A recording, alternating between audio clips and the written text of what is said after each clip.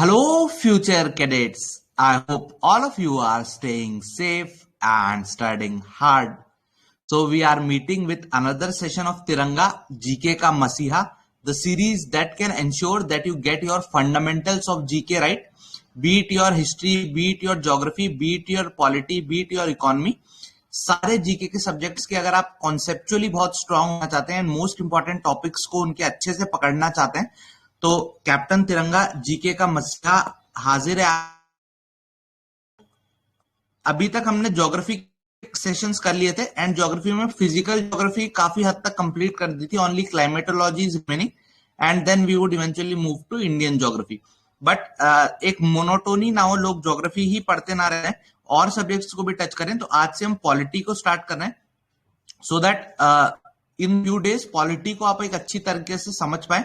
तो today we would be starting with polity और कुछ दिनों तक पॉलिटी को करेंगे ताकि पॉलिटी के जो मोस्ट इंपॉर्टेंट टॉपिक्स है उनको हम कवर कर पाए। सो एग्जाम काफी करीब आ चुका है guys, less than 30 days are there now, 25-26 दिन ही बचे हैं। So it is high time that you pull up your socks and be war ready. इस समय आपको वॉर रेडी रहना है बिकॉज वॉर फील्ड आ चुकी है, मैदान जंग में अब आप उतर चुके हैं और वही योद्धा सरवाइव कर पाएगा जो इन बचे हुए 25-30 दिनों को most effectively and efficiently utilize करेगा। सो इसीलिए आप लोगों के लिए करंट अफेयर्स की सॉल्यूशन प्रचंड सीरीज स्टार्ट होगी कल से 16 से 8:30 PM पे। Be ready for that. इस सीरीज को अगर देख लिया तो करंट अफेयर्स के एंड से निश्चिंत हो जाना। 7 डेज के अंदर जितना भी करंट अफेयर्स एग्जाम के लिए पूरा कंप्लीट करा देंगे from an aspirant mode. No PDF dumping, no slide showing, just you and your mind and me and my mind. ठीक है, क्वालिटी क्वेश्चंस प्रैक्टिस करने हैं तो नाइटफॉल क्लास स्टार्ट होगी। रातों का रक्षक, सवालों का भक्षक, क्विज मास्टर नाइटफॉल दोबारा से आएगा। इसमें हम हैंड पिक्ड क्वेश्चंस प्रैक्टिस करेंगे, beat history, beat geography, beat polity, beat economy, beat maths और बीट इंग्लिश। सारे सब्जेक्ट का एक मिक्स बैग रोज प्रैक्टिस करा करेंगे so that you are thorough with the questions और रियल टाइम में प्रैक्टिस करेंगे। जैसे मैं एग्जाम में जो एलिमिनेशन टेक्निक्स लगाता हूं उनको यूज करके वो कौन से सॉल्वेबल क्वेश्चन है, because I wouldn't also be knowing the answers. So class में ही अगर मैं एक एस्पिरेंट होता, मैं कैसे अटेम्प्ट करता, in that way I would be solving those questions and then questions के साथ साथ जो और रिलेटेड इंपॉर्टेंट कॉन्सेप्ट्स हैं वो भी हम नाइटफॉल सीरीज में डिस्कस करेंगे। So a lot of things are going to happen. So stay tuned. And if you haven't joined the channels, Instagram, Telegram पे आप आके क्लासेस लाइव अटेंड कर सकते हैं जैसे ये क्लास देख रहे हैं, और YouTube का चैनल वर्दीशाला पे जाके आप रिकॉर्डेड वीडियोस भी देख सकते हैं। So today we are starting with polity. Physical geography largely cover हो चुकी है, पॉलिटी को स्टार्ट करेंगे and then modern Indian history eventually. Those of you who are here for the first time, hi guys, I am Akshay. I belong to the 130th course of National Defense Academy and I recently got AIR 1 in the UPSC CAPF 2020 examination. Okay, ठीक है। So if you have any doubts otherwise also please post it in the comments, ठीक है। So आज से start करते हैं polity. देखो polity subject के बारे में मैं कुछ चीजें आपको बताना चाहता हूँ। सबसे पहले जो those who are starting polity for the first time और those who have studied it also, आपने सुना होगा मार्केट में एक दो किताबें काफी रिकमेंड की जाती हैं।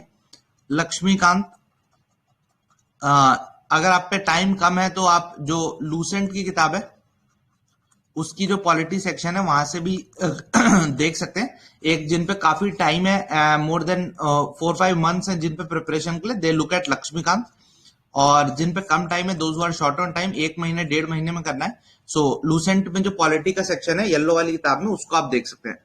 बट एसेंशियली ये सब जुगाड़ है, all these are guide books जुगाड़। So what I would be doing it, I would be teaching you from this.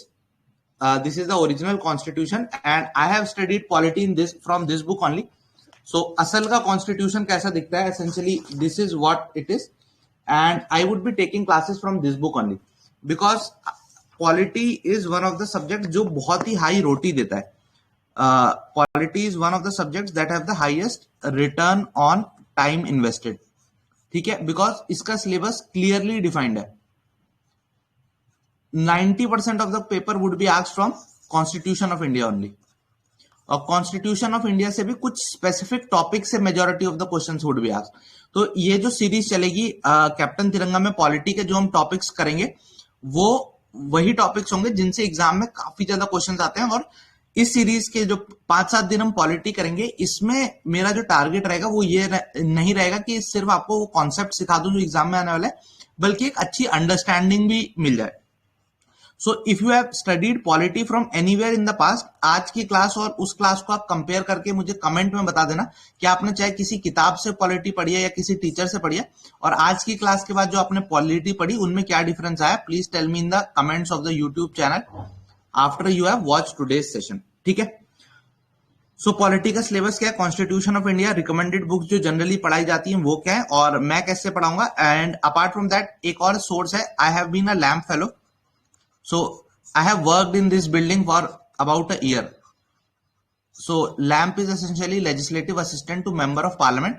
तो वहां इस किताब से भारत के आईन, भारत के संविधान से हर दूसरे दिन राब्ता होता था। So मैं अपने एक्सपीरियंस को भी इन्वॉल्व करूंगा to tell you some of the minutiae and nuances of the parliamentary working. So आज का जो सबसे पहला हम टॉपिक उठाएंगे वो है भारत के संविधान की प्रस्तावना या प्रियम्बल। ठीक है, श्रुति आपको नोटिफिकेशन आ जाएगा क्लास का, सो वो आप टेलीग्राम चैनल को ऐड कर लीजिए, लाइव क्लास जब भी होगी वहां नोटिफिकेशन आ जाएगा। ठीक है, ओके। सो सबसे पहला जो हमारा टॉपिक है दैट इज प्रियम्बल, भारत के संविधान की प्रस्तावना। सो प्रियम्बल होता क्या है, ये कभी भी आपने अपनी एनसीईआरटी की किताब उठाई होगी तो वहां पे ये आपको एक पेज प्रिंटेड दिखता है। So this is essentially the preamble of India. Preamble मतलब क्या, प्रियम्बल मतलब जो मेन कॉन्स्टिट्यूशन है, कॉन्स्टिट्यूशन की जो एक किताब है, एक तरीके से इसका आप इंडेक्स मान लीजिए। इंडेक्स या प्रीफेस जो होता है, एक किताब का जो इंडेक्स और या प्रीफेस होता है ना, उससे आप इसको कंपेयर कर सकते हैं। सो कॉन्स्टिट्यूशन है क्या, मैंने आपको बताया। पॉलिटी में हमें क्या पढ़ना है, पॉलिटी में हमें पढ़ना है भारत का संविधान। तो संविधान क्या है, India has a written constitution, हमारे यहाँ एक किताब है। तो किताब को अगर आप कभी भी देखोगे, देयर इज स्टार्टिंग में एक फॉरवर्ड या प्रीफेस होता है, then there are various parts of the book, part 1, फिर पार्ट के अंदर चैप्टर्स होते हैं वेरियस, और चैप्टर्स के अंदर पैराग्राफ्स होते हैं। ठीक है, फिर बुक के एंड में देयर इज बिब्लियोग्राफी, जहां पे लिखा जाता है कि ये वाला पेज नंबर पे ये है, एक तरीके का एंड नोट टाइप का होता है। सेम चीज हमारे कॉन्स्टिट्यूशन में भी है। कॉन्स्टिट्यूशन का जो प्रीफेस है, शुरू में जो इंट्रोडक्शन है, या एक तरीके से जो कॉन्स्टिट्यूशन की बेसिक फिलॉसफी को एक्सप्लेन करता है, वो प्रीफेस में कि आप इस बुक में क्या एनकाउंटर करने वाले हैं, वो एक तरीके से ट्रेलर टाइप का है। तो ये जो ट्रेलर है, इस ट्रेलर को ही हम बोलते हैं प्रियम्बल। पिक्चर का जो ट्रेलर आता है ना, मूवी रिलीज होने वाली है तो यूट्यूब पर ट्रेलर डाल देते हैं ताकि लोग देखें। सो वही ट्रेलर का काम क्या करता है कि इस पिक्चर में आपको 2.5 घंटे में क्या मसाला मिलेगा वो 2 मिनट के ट्रेलर में दिखाते हैं। सेम चीज इस कॉन्स्टिट्यूशन के पूरी की पूरे 395 आर्टिकल नंबर्स जो है, उनके अंदर जो मसाला मिलेगा उसका एक झलक आपको प्रियम्बल में मिलती है। So that is the idea of preamble. फिर जैसे किताब के अंदर वेरियस पार्ट्स होते हैं, हमारे कॉन्स्टिट्यूशन के अंदर भी वेरियस पार्ट्स हैं। Part 1 of the constitution, part 2 of the constitution, part 3 of the so on and so forth. मुझे कमेंट करके बताओ total how many parts are there in the constitution. ठीक है, so there are various parts in the constitution. अब जैसे parts के अंदर chapter होते हैं, similarly our constitution also has, just like we have part 1 of the constitution of India deals with union and its territory. Okay, part 3 of our constitution deals with fundamental rights. Part 4 deals with directive principles of state policy. Okay, so इस तरीके से various parts हैं। Part 5 deals with union government, ऐसे various parts हैं हमारे constitution में। ठीक है, सो पार्ट का चीज क्लियर हो गई। अब जैसे चैप्टर्स होते हैं, चैप्टर्स की तरह ही इसमें भी आपको वेरियस हेडिंग्स मिलेंगी, और चैप्टर्स के अंदर आर्टिकल्स होते हैं, पैराग्राफ्स होते हैं, तो यहाँ पे आर्टिकल होगा। So suppose there is article 21, it deals with life and liberty, protection of life and liberty. So ऐसे जो वेरियस पैराग्राफ्स एक चैप्टर में होते हैं, उनको आप कंपेयर कर सकते हो विद आर्टिकल्स। ठीक है, सो एक बेसिक फ्रेमवर्क क्लियर हुआ सबको। यस, देखो ओरिजिनली हमारे कॉन्स्टिट्यूशन में जो थे देयर वर 22 पार्ट्स, 22 पार्ट्स थे, but presently there are how many parts, there are 25 parts. ठीक है। So originally there were 22 parts but now they have increase to 25 parts, अगर आप न्यूमेरिकली काउंट करोगे तो। ठीक है, नहीं अगर if you are appearing for अभी immediate CDS NDA then I wouldn't advise Laxmikanth, जो क्लास में चल रहा है सिर्फ उसी को ही पढ़ो, बिकॉज इंपॉर्टेंट टॉपिक्स इसमें कवर करने की कोशिश करेंगे। ठीक है, सो पार्ट्स की बात क्लियर हो गई। आर्टिकल कितने हैं हमारे कॉन्स्टिट्यूशन में?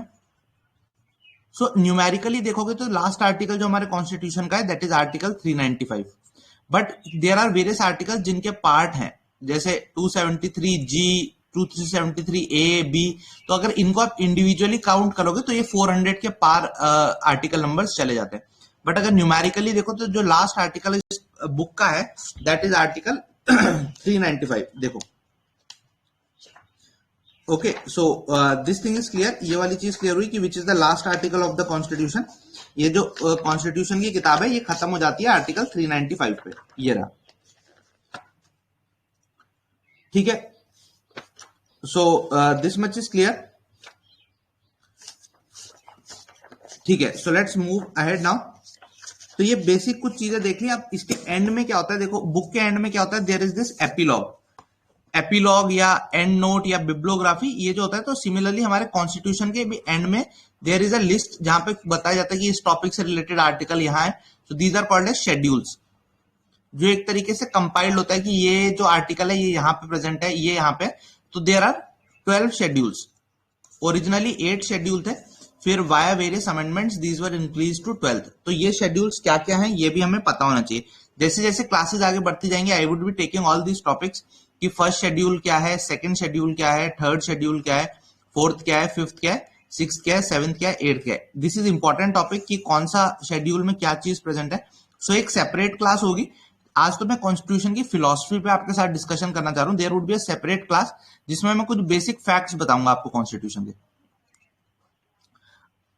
ठीक है, उसमें basically it would be an entirely factual class, और उसमें क्या क्या डिस्कस करेंगे, जैसे कि हु रोड द कॉन्स्टिट्यूशन। कोई कमेंट करके बता सकता है who is the person who wrote the actual constitution. अब कई बच्चे यहां पे कमेंट करेंगे सर ड्राफ्टिंग कमेटी या कॉन्स्टिट्यूएंट असेंबली। गाइज ये बात तो सही है कि drafting committee, constituent assembly played an important role, पर असली में सो if you see this constitution this was handwritten. तो ये असली में who was the person who wrote it, जिसने पेन और पेपर से लिखा। इन्होंने तो पूरा कॉन्सेप्चुअलाइज किया, लेकिन एक पर्सन होगा ना जिसमें कागज पे कलम घिसी होगी और ये लिखा होगा ओरिजिनल वर्जन। तो वो पर्सन कौन था वो आपको पता होना चाहिए। ठीक है, सो इस तरीके के काफी सारी चीजें हैं जो आपको पता होनी चाहिए। ठीक है, बिल्कुल। Prem Behari Narain Raizada was the person who wrote it in English and Hindi was written by Vaidya Sahab. ठीक है, दे वर एसेंशियली कैलीग्राफर्स के द्वारा लिखा गया था। सो इस तरीके के काफी सारे जो वन लाइनर फैक्ट्स हैं ये एक क्लास में हम सेपरेटली कवर कर लेंगे, ताकि आपको इस तरीके के क्वेश्चंस में कोई दिक्कत ना है। ऐसे ही आप देखोगे कि हमारे जो कॉन्स्टिट्यूशन है, कई लोग सोचते हैं कि it is just written text, ऐसा नहीं है। There are beautiful images in the constitution and so ये इमेजेस किन्होंने ड्रॉ करी। दीज काइंड्स ऑफ क्वेश्चन ये केबीसी टाइप के क्वेश्चन होते हैं, but you never know whether these kinds of question can be asked, may be asked in the exam. So we would also be doing those topics so that exam में चाहे कुछ भी आए we are thorough with whatever may be asked in the examination. ठीक है, so that is clear. ठीक है, so I hope ये एक बेसिक आइडिया कॉन्स्टिट्यूशन का समझ आया। सबसे शुरू में प्रियम्बल होंगे, then there would be those 25 parts and then we would have at the end the schedule और the 12 schedules of the constitution of India. So the book would look like this. So schedule क्या है essentially वो समझ गए, preamble essentially क्या है वो समझ गए, और वेरियस पार्ट्स में जो चीजें हैं वो समझ गए। ठीक है, सो अब आ जाते हैं प्रियम्बल पे। देश के इस जो प्रस्तावना है संविधान की उसमें क्या। सो इसकी इंस्पिरेशन कहां से मिली? सो इसकी जो इंस्पिरेशन है that was declaration of independence of USA. 1776 में आप सबको पता है American war of independence happened, और declaration of independence those 13 colonies of USA they signed. और उसमें जो एसेंशियल बात उन्होंने कही थी कि हम ये जो ब्रिटिश एडमिनिस्ट्रेशन है उसकी जो सत्ता है उसको हम चुनौती देते हैं और उसको खुद से हटाते हैं। So there was this famous line in that all men are created by their creator. they are endowed with certain inalienable rights that among them include life, liberty and pursuit of happiness. So pursuit of happiness जो movie है essentially उसका जो title आया वो इसी से inspire हुआ था, declaration of independence of the USA से, ठीक है। सो इंस्पिरेशन अगर आपसे पूछा जाए कहां से इंस्पायर हुआ था हमारा प्रीएम्बल का idea, so that was the declaration of independence of USA. क्या इसका कोई प्रेसिडेंट है? क्या अगर आप इंडियन उसमें जाओगे ट्रेडिशन में तो इसकी जो इंडियन प्रेसिडेंट है इसकी पुरानी फॉर्म क्या थी? वो थी नेहरू जी द्वारा introduced objective resolution. So Nehru ji introduce something which was called as objective resolution in the constituent assembly, और ये objective resolution served as the ideological predecessor of the modern preamble, ठीक है। ठीक है, ऑब्जेक्टिव रिजोल्यूशन बिल्कुल नेहरू जी ने 13 दिसंबर 1948 को it was introduced by Nehru ji. Objective resolution one of the first things that was accepted in the constituent assembly, और उसकी ही एक तरीके से revised form was accepted as the preamble of the Indian constitution, ठीक है। Aditya it is targeting both. So inspiration क्या है, इंडियन प्रेसिडेंट क्या है, वो क्लियर हो गया। अब कई बार आप देखोगे सीडीएस के पेपर में स्पेसिफिकली ऐसे क्वेश्चन आ रहे हैं कि कमेंट दे देते हैं और बोलते हैं ये किसका कमेंट है। पॉलिटिकल फिलॉसफी की तरफ से काफी क्वेश्चन आने लगे हैं, इसलिए I am telling you this also. Naini Palkhivala एक बहुत इंपॉर्टेंट ज्यूरिस्ट थे, लॉ के बहुत बड़े, विधि के बहुत बड़े वैज्ञानिक आप बोल सकते हैं उन्हें एक तरीके से। Nani Palkhivala Sahab, one of the most distinguished lawyers of the country. So he used to say that preamble is the ID card of Indian constitution. So जैसे आप एक आईडी कार्ड देख के बच्चे का बता सकते हो कि अच्छा इसके माँ का नाम ये क्या है, पिताजी का नाम ये है, इस स्कूल में पढ़ता है, इसकी उम्र इतनी है, और इस तरीके के बैकग्राउंड से आता है। सो नैनी पालकीवाला कहते थे कि प्रीएम्बल भी एक आइडेंटिटी कार्ड ऑफ कॉन्स्टिट्यूशन है। प्रीएम्बल देख के आप बता सकते हैं कि इस संविधान के क्या इसका फीचर्स हैं, क्या इसका स्ट्रक्चर है। सो कई बार कोर्ट पूछ दी जाती है who called preamble as the identity card of constitution, so answer would be Nani Palkhivala. KM Munshi साहब एक और इंपॉर्टेंट कॉन्स्टिट्यूएंट असेंबली के मेंबर थे, one of the right wing thinkers भी रह चुके हैं in some aspects. So KM Munshi साहब कहते थे कि ये जो संविधान है ये पॉलिटिकल, ये जो प्रीएम्बल है this is political horoscope of the country. जैसे जन्म कुंडली होती है ना, जन्म कुंडली को देख के आप बताते हो कि इसका भविष्य ये रहने वाला है, इसके ये गुण है, इसके ये फीचर है, तो वो जो जन्म कुंडली है एक राष्ट्र की, वो जन्म कुंडली उसका प्रीएम्बल है। So KM Munshi used to call the preamble as the political horoscope of a country, ठीक है।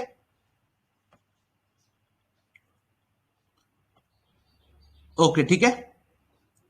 सो ये भी आपको पता होना चाहिए कि political horoscope of the country, preamble को किसने बोला? केएम मुंशी साहब ने। नैनी पालकीवाला ने क्या बोला? आइडेंटिटी कार्ड, ठीक है। सो प्रीएम्बल क्या है ये हम समझ गए। अब हमारा प्रीएम्बल कहता क्या है? What is the preamble of India? एक बार पढ़ लेते हैं, इसे याद होना चाहिए वैसे, बिकॉज अगर आप इसको याद कर लोगे this would help you in your SSBs a lot. SSB में चाहे लेक्चरेट हो चाहे ग्रुप डिस्कशन हो, कहीं पे अगर आपको अपने किसी पॉइंट को जस्टिफाई करना है, preamble is one of the best source to justify your points, because आप बोल सकते हो प्रीएम्बल में ये वैल्यू है इसलिए मैं इस पॉइंट को इस तरीके से आर्ग्यू करूं, but more on that on the कल की एसएसबी क्लासेस वाली दिन पे बात करेंगे।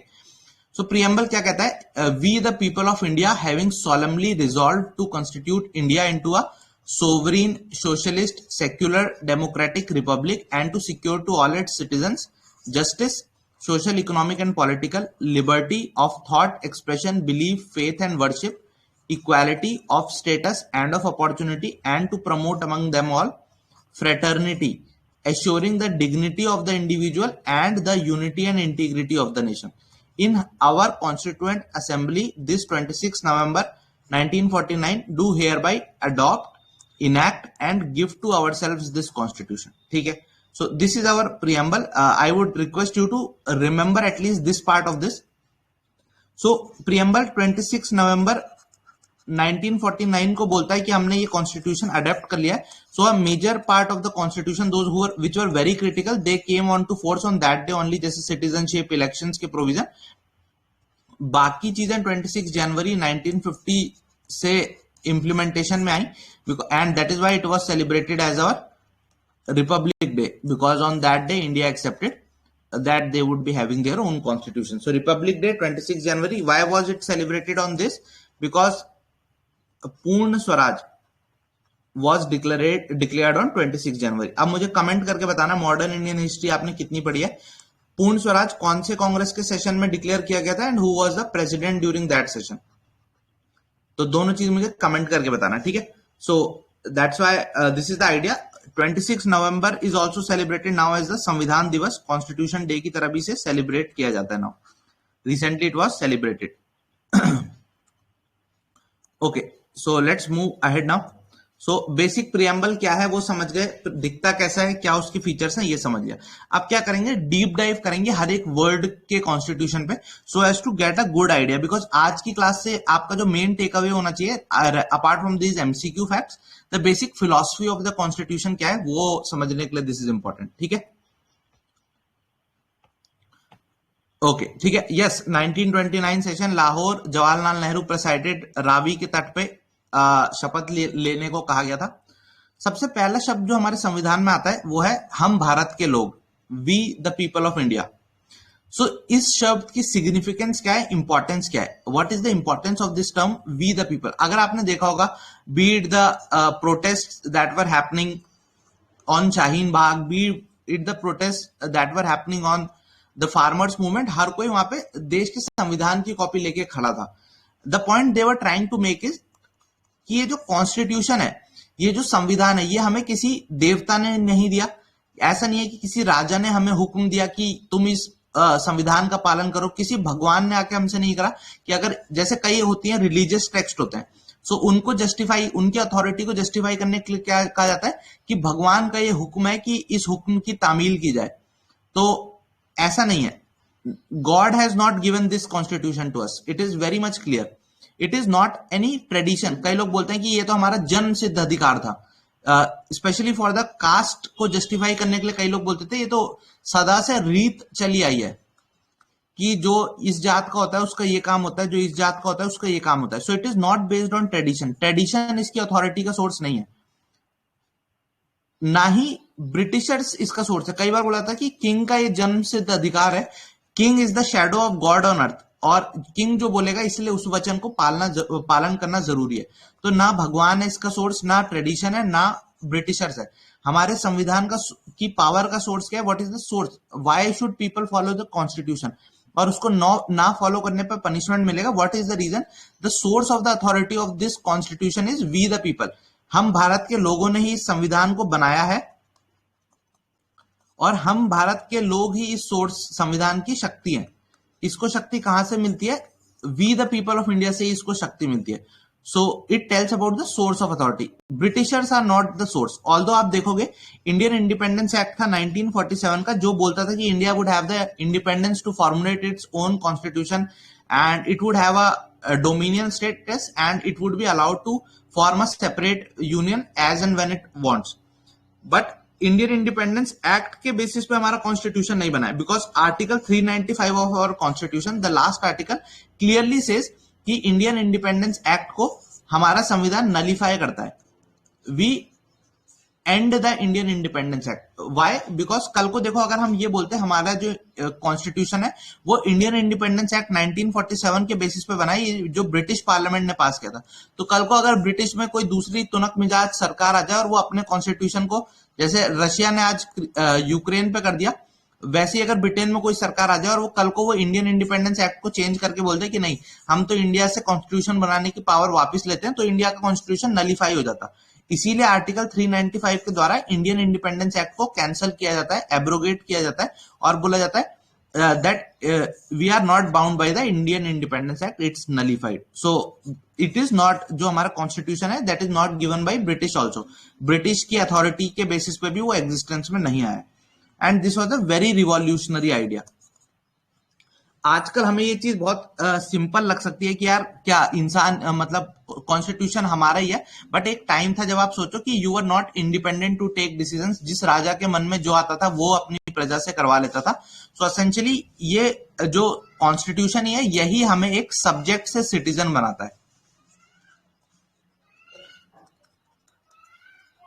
सब्जेक्ट क्या होता है? सब्जेक्ट जो भी उसके राजा के मन में आता है उसकी प्रजा है। वी आर नॉट प्रजा, we are equal participants in this democracy, we are citizen. इसीलिए आप देखोगे there are so many movements, people's movement, जहां पे वो सरकार के खिलाफ आवाज उठाते हैं, बिकॉज दे से सरकार हम ही तो है, we are not subject, the government is not our master, it is our servant, we are not subjects of the king, we are citizen of a country. तो असेंशियली जो कॉन्स्टिट्यूशन है उसको एक तरीके से आप सोशल कॉन्ट्रैक्ट की तरह विजुअलाइज करते हो। सोशल कॉन्ट्रैक्ट यानी क्या? ये नागरिकों के बीच में आपस में एक समझौता होता है जिसमें वो बोलते हैं कि हम सब अपनी कुछ कुछ शक्तियां एक अथॉरिटी को सबमिट करते हैं, ये अथॉरिटी सरकार बनेगी और उसके बदले ये सरकार हमें कुछ सहूलियतें, रियायतें, सुरक्षा प्रोवाइड करवाएगी। जैसे सपोज लोग क्या करेंगे इंडिया में, आप इसको ऐसे समझो, how is it a social contract? India में आप पे वेपन्स कैरी करने की विदाउट लाइसेंस अथॉरिटी नहीं है। सो यहां क्या आपने अपने राइट को गिव अवे किया, you have forsaken your right to carry arms. Also यहाँ पे इंडिया में ये नहीं है कि आपके अगेंस्ट कोई इंजस्टिस करता है तो you cannot do an injustice to him, you would go to the court and the court would do the justice. तो यहाँ क्या आपने रिटेलिएशन की अपनी पावर को गिव अवे किया है, अथॉरिटी आपने स्टेट को दी है, उसके बदले स्टेट पे क्या आई है? रिस्पॉन्सिबिलिटी आई है आपको इंश्योर करने की कि आपके अगेंस्ट कोई अटैक ना हो, आप वेपन्स कैरी नहीं कर रहे, तो state has the monopoly over violence और स्टेट आपको प्रोटेक्ट करे किसी और वायलेंट एक्टिविटी से। सो ये एक तरीके का समझौता होता है प्रियम्बल के थ्रू। ये बात भी वी द पीपल का जो वर्ड है वो ये चीज समझाता है। ठीक है, ठीक है। सो दिस इज क्लियर, इतना फैक्टर क्लियर है। What is the idea behind we the people? और इसीलिए अब आई होप आपने ये, जब भी कोई प्रोटेस्ट हो आपने ये चीज देखी होगी, be it the CAA, NRC protest, हर जगह वी द पीपल क्यों लिखा हुआ था। ठीक है, ठीक है। सो वी द पीपल का आइडिया क्लियर हो गया, आगे बढ़ते हैं। So we the people of India having solemnly resolve to constitute India into a sovereign, पहला वर्ड जो आता है दैट इज सोवरेनिटी या संप्रभुता, हिंदी में जिसको बोलते हैं संप्रभुता। संप्रभुता या सोवरेनिटी का आइडिया क्या है? सोवरेनिटी का आइडिया है कि एक ऐसी authority that doesn't take any order from its superiors, from its equivalents, and जो इसके ऑर्डर्स होते हैं they are followed by those who are under the sovereign. So sovereignty का आइडिया ऐसा है कि एक कोई ऐसी सत्ता, शक्ति जो किसी भी अपने समतुल्य एंटिटी से कोई ऑर्डर नहीं लेती, अपने से कोई सुपीरियर अगर कोई एंटिटी वो मानती नहीं है, ना ही किसी एंटिटी के हुक्म का पालन करती है, वो खुद के स्वयंभू डिसीजन लेती है और जो उसके नीचे लोग हैं वो सारे लोग उस हुक्म को फॉलो करते हैं। So this is the broad idea of sovereignty, संप्रभुता, यानी कोई ऐसी एंटिटी जो किसी और से हुक्म नहीं लेती है और खुद हुक्म देती है और उसके दिए हुए हुक्म का पालन होता है। So that is the idea of sovereignty. ठीक है, सो ये पहली बार जो सोवरेनिटी का आइडिया था उसमें ऐसा उसको प्रमोट करने का, कॉइन करने का मॉडर्न टाइम्स में जिस पर्सन ने रोल प्ले किया, so the word sovereignty in the modern sense was coined bye John बोडिन। बोडिन एक पॉलिटिकल फिलोसफर थे, उन्होंने ये टर्म सोवरेनिटी को कॉइन किया था। तो क्लासिकल सेंस में अगर मैं बोलूं सोवरेनिटी को तो उसके फीचर्स क्या है, जैसा हमने अभी डिस्कस किया कि कोई भी सुपीरियर नहीं है उससे, किसी भी अथॉरिटी के वो ऑर्डर्स फॉलो नहीं करती और जो वो ऑर्डर देती है they are followed by the people who are under that sovereign. ठीक है, so that is the essential feature. इसको आप देखोगे तो ये दो तरीके से होती है, एक्सटर्नल मामलों में भी ये किसी से ऑर्डर नहीं लेती और इंटरनल मामलों में भी किसी से ऑर्डर नहीं लेती। सो सपोज इंडिया में फार्म लॉज होने चाहिए या नहीं होने चाहिए, इसका डिसीजन भारत की सरकार करेगी, ना कि कोई और external private agency. External factor में क्या, इंडिया को वर्ल्ड ट्रेड ऑर्गेनाइजेशन को ज्वाइन करना चाहिए या नहीं करना चाहिए, इसका डिसीजन इंडिया लेगा, ना कि यूएसए। ठीक है, हाँ, ऑल ऑब्वियसली दबाव उस पर बाहर से बन सकते हैं, but ultimate decision taking power हमारी सोवरेनिटी में होगी। तो भारत की इसमें अगर आप देखोगे सोवरेनिटी, तो सोवरेनिटी डिजूर अगर आप वैसे देखो तो president of India is considered to be the sovereign, symbol of the sovereignty of India, president of India is considered. ठीक है, एक कॉन्फ्रेंस हुई थी मॉन्टेनवीडियो में 1933 में, जिसमें बोला ये कॉन्सेप्शन निकल के आया था कि एक राष्ट्र है अगर, तो राष्ट्र को डिफाइन कैसे किया जाए। नेशन एंड स्टेट में there is a difference. Nation जो होता है ये भी पॉलिटिकल फिलॉसफी का ज्यादा एंगल है। एक नेशन में नॉट हैव लैंड, जैसे Israel before 1950s was not having any territory, but वो आइडिया ऑफ इजराइल है, idea of a Jewish homeland था, वो लोगों के मन में हमेशा से था, तो that was nation. The idea of Israel as a nation was always alive in people's mind. But जब इजराइल को लैंड मिल गया, वहां पे गवर्नमेंट फॉर्म हो गई और एक सोवरीन अथॉरिटी आ गई, then it turned into a state. So एक नेशन के लिए जरूरी नहीं कि उस पे टेरिटरी हो और गवर्नेंट हो, nation is a idea, state एक एक्चुअलाइज्ड एंटिटी होती है, ठीक है। सो मॉन्टेनवीडियो में ये बोला गया था कि जब एक नेशन स्टेट बनेगा तो उसमें क्या क्या चीज होनी चाहिए। सबसे पहले वहां पे लोग होने चाहिए, कुछ लोग, उस पर कुछ एरिया होना चाहिए फिजिकली, उस एरिया में एक सोवरीन होना चाहिए जो वहां पे हुक्म दे तो उसका पालन करने के लिए लोग हों, and finally it must have recognition. ऐसा ना हो कि वो खुद से ही एग्जिस्ट कर रहा है और उसको फिर कोई इंटरनेशनल रिकॉग्निशन नहीं मिल रहा। अगर ये सारी चीजें हैं, then you can say that a particular entity is existing as a nation. So sovereignty is one of the critical aspects. अगर कहीं सोवरेनिटी है तभी उसको आप एक स्टेट मान सकते हो, otherwise it would just be a banana Republic. अब मुझे कमेंट करके बताना बनाना रिपब्लिक क्या होती है। जिसमें बनाना मिलता है बेटा वो नहीं होती बनाना रिपब्लिक, ठीक है। Okay, so this is clear. Sovereignty का बेसिक फंडा क्या है, कहां से ये कॉन्सेप्ट उपजा, कौन इसके किसने ये प्रोमुलेट किया। अब आज के टाइम में आप देखोगे देयर आर सर्टेन इश्यूज। तो क्या मैं आपसे सवाल पूछूं, this can be asked in your interview, it can be asked in group discussion, is India a sovereign country? क्या भारत की संप्रभुता अभी भी अक्षुण्ण है? So there are certain issues. देखो, पहला है प्लूरल सोवरेनिटी का। पहले क्या होता था, एक ही सत्ता है, राष्ट्रीय,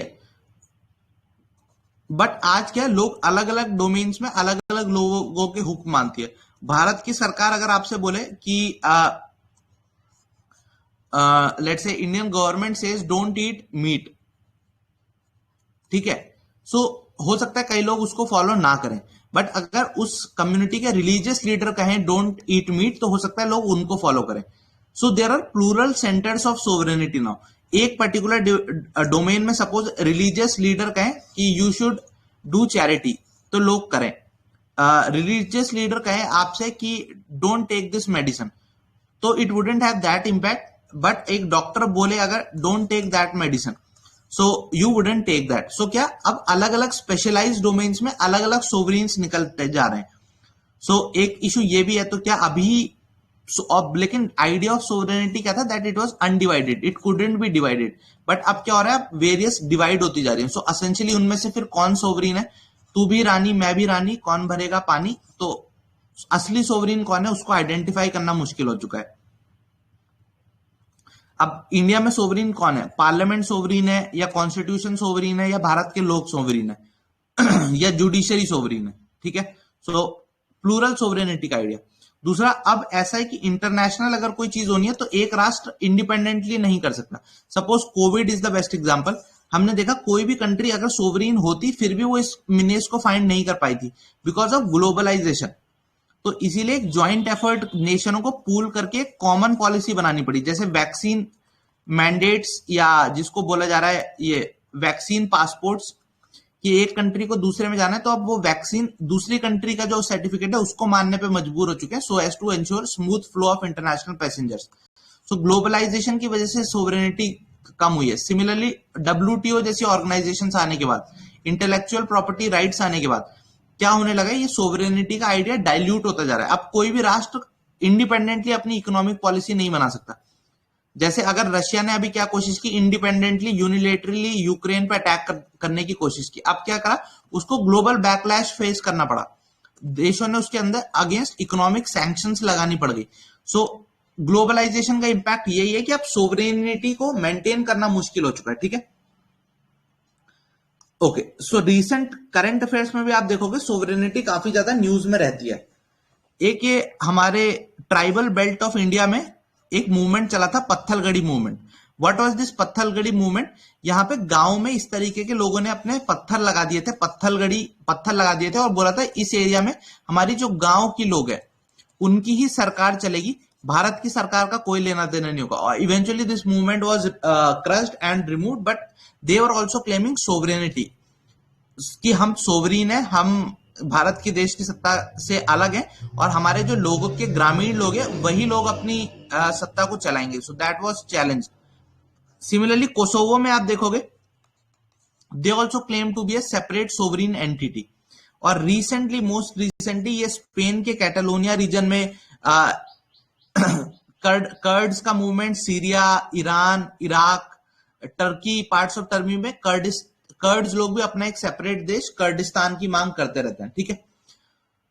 और ये स्वामी नित्यानंद ने तो अपना एक सेपरेट देश ही बना दिया था, उसका पासपोर्ट भी इशू कर दिया था अगेन। तो ये सब लोग क्या क्लेम करने की कोशिश कर रहे हैं। नित्यानंद ने सेपरेट कंट्री बनाई वो आइलैंड में और बोला कि कैलासा आ जाओ, यहाँ पे एंजॉय करोगे, पासपोर्ट भी फर्जी इशू कर दिया। Again all of that is they cannot be considered sovereign entities. Why?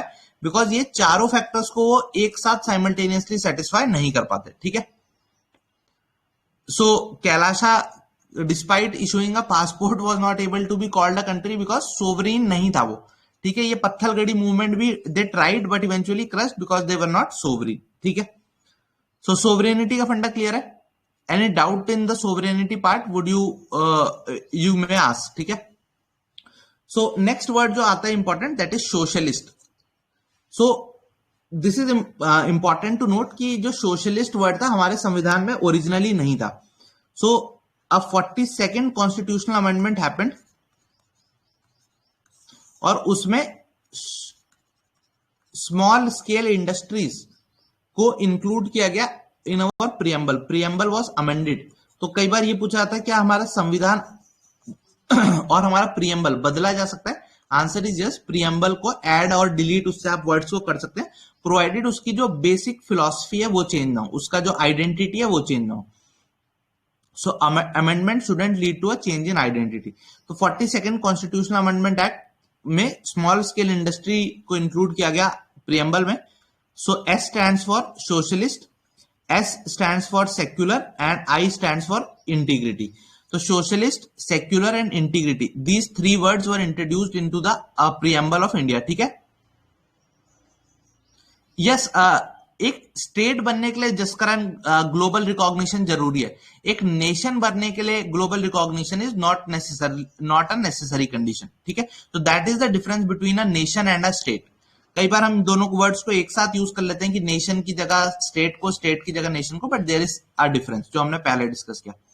So socialist word initially मौजूद नहीं था, 42nd कॉन्स्टिट्यूशनल अमेंडमेंट से इंट्रोड्यूस किया गया। 42nd कॉन्स्टिट्यूशन जैसे all of you know is called as mini constitution 42nd amendment,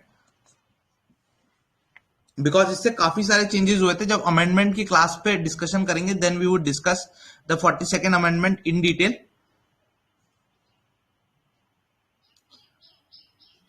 okay,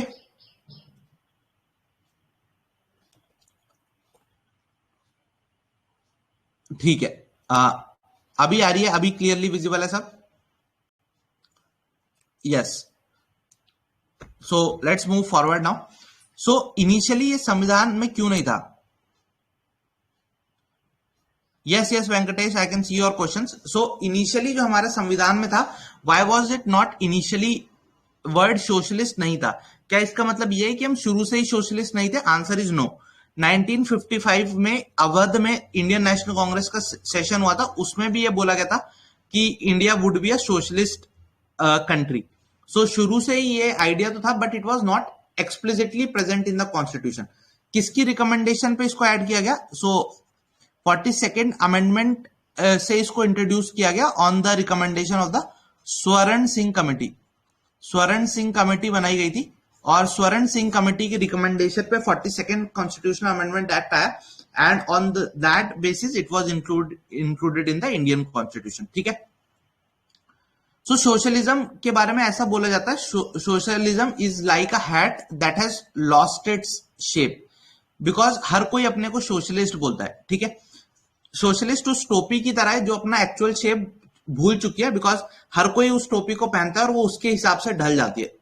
सो हर कोई खुद को सोशलिस्ट बोलता है, तो इंडियन सोशलिज्म कौन सा है? इंडियन सोशलिज्म को डिफाइन करने के लिए सुप्रीम कोर्ट ऑफ इंडिया ने एक केस लड़ा था, DS Nakara versus union of India case. उसमें बोला गया कि इंडिया का जो सोशलिज्म है वो डेमोक्रेटिक सोशलिज्म काइंड ऑफ होगा, और it would lean heavily towards the Gandhian idea of socialism. ठीक है, सोशलिज्म का जो बेसिक आइडिया है दैट इज इगैलिटेरियनिज्म। सोशलिज्म की जो फिलॉसफी है वो इक्वालिटी के अराउंड रिवॉल्व करती है। Equality of what? Equality of human value. अब इसके वेरियस टाइप्स हैं। अगर आप जाओगे तो कई बार ये बोलेगा कि लोगों की वेल्थ इक्वल होनी चाहिए, कई बार ये बोलेगा कि लोगों के 1 पर्सन 1 वोट की जो वैल्यू है वो भी सोशलिस्ट वैल्यू है। सो वेरियस टाइप्स में सोशलिज्म को फॉर्मुलेट किया गया मल्टीपल फॉर्म्स में, बट जो इंडियन सोशलिज्म है that was accepted defined in the D S Nakara versus union of India case. तो ये एमसीक्यू में क्वेश्चन आ चुका है, so you should know this. ठीक है, okay, so this much is clear. So let's move forward now. अब आगे बढ़ते हैं। सो आपको कुछ टर्म्स में कई बार कंफ्यूजन हो जाता होगा if you read the newspapers कि यार ये कम्युनिज्म और सोशलिज्म एक ही है क्या? So answer is no, they are not. अगर आप, there is this person who is called as Karl Marx and Friedrich Engels. तो इनकी एक किताब आप सभी ने सुनी होगी, दास कैपिटल या communist manifesto. So essentially socialism की जो अल्टीमेट स्टेज है that is called as communism. Not important for us, उतना डीप हमें नहीं जाना। कम्युनिज्म, कैपिटलिज्म, सोशलिज्म को समझाने के लिए एक बहुत इंपॉर्टेंट फेमस एग्जांपल है दैट इज ऑफ काउस। तो कम्युनिज्म क्या फिलॉसफी है? अगर आपके पास 2 गाय हैं, ठीक है, और सरकार, राष्ट्र की जो सत्ता है वो आपसे दोनों गाय ले ले और उसके बदले बस आपको मिल्क प्रोवाइड करे कि हर दिन आपको 1 गिलास मिल्क मिल जाएगा। तो आप पे 2 गायें थी, आपके पड़ोसी पे 3 गायें थी और एक किसान था जिसपे एक भी गाय नहीं थी। आप दोनों की गायें जब्त कर ली सरकार ने, और अब हर दिन 1 कप दूध इसको, 1 कप दूध इसको, 1 कप दूध इसको दे रही है। So essentially this is communism. ठीक है, ownership of all the resources is with the state in communism. Again communism की जो अल्टीमेट स्टेज आएगी उसमें स्टेट भी खत्म हो जाएगी। This is what practically happens. Communism की जो अल्टीमेट स्टेज है उसमें स्टेट भी खत्म हो जाती है। ठीक है, सो कम्युनिज्म। अब फासिज्म, जो आप आजकल काफी ज्यादा सुनते हो शब्द, नाजीज के लिए मोस्टली यूज किया जाता था। इसमें क्या होगा, आपके पास 2 गायें हैं, पड़ोसी के पास 3 गायें हैं और एक किसान है उस पर एक भी गाय नहीं है। ठीक है, सरकार क्या करेगी, आपकी सारी गाय ले लेगी और अब दूध बेचेगी, आपसे कहेगी हमें पैसे दो और तभी हम आपको दूध देंगे। यानी आपकी रिसोर्सेज को तो स्टेट ने अप्रोप्रिएट कर ही लिया, अब आपसे पैसा भी ले रही है उन रिसोर्सेज को एक्सेस करने का। तो that was what happens in fascism या इन सिमिलर रिजीम्स। ठीक है, अब नेक्स्ट है कैपिटलिज्म। ट्रेडिशनली कैपिटलिज्म में क्या होता है, आपके पास 2 गायें थी, ठीक है, आपके पास 2 गायें थी, आपने एक गाय को बेच दिया। ठीक है, बेच दिया, उसके बदले क्या ले आए, एक बुल ले आए खरीद के। अब क्या किया, अपनी गाय और अपनी बुल को डांसिंग कार में छोड़ दिया। अब वो डांसिंग कार हिली हिली हिली और कुछ टाइम बाद एक बछड़ा और निकल गया आपके पास। ठीक है,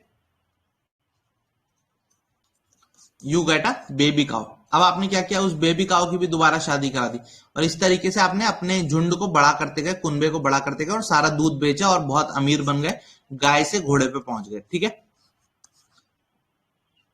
सो दिस इज कैपिटलिज्म की लिमिटेड रिसोर्सेज को कैसे ऑप्टिमाइज करके मैक्सिमम रिसोर्सेज को जनरेट किया जाए।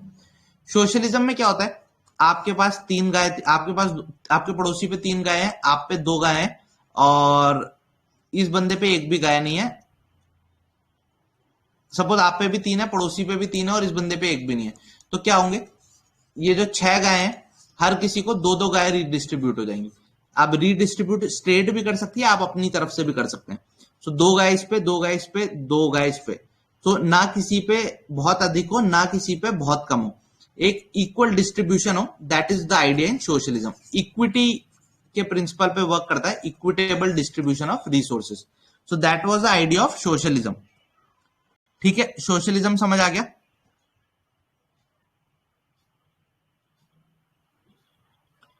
ओके, ठीक है, so this much is clear.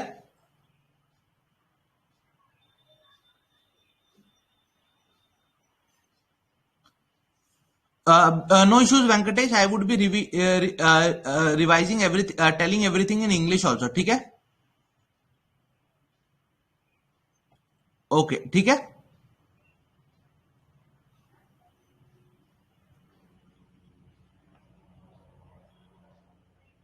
ठीक है. So this much is clear.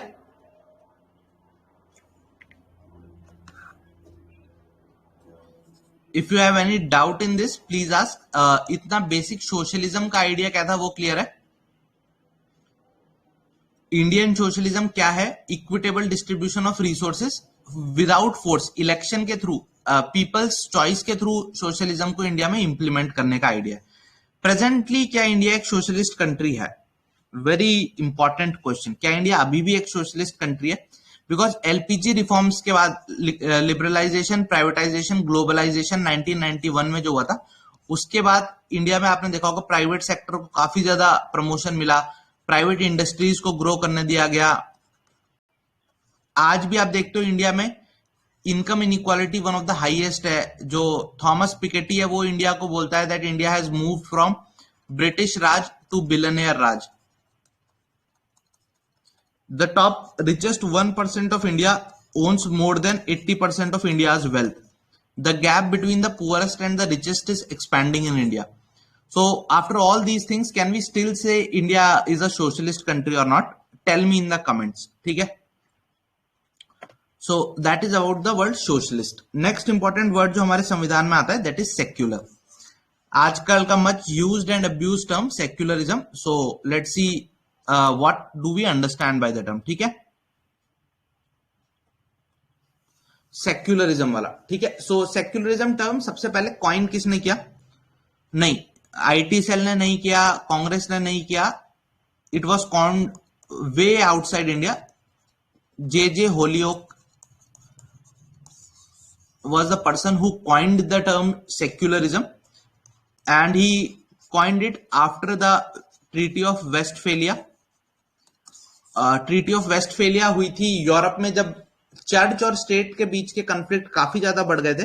तो secularism was coined by Holyoake. The idea of secularism, traditional secularism जिसको बोला जाता है, उसका आइडिया था that there should be an iron curtain, there should be a big wall of separation. Iron curtain होना चाहिए between the state and the church.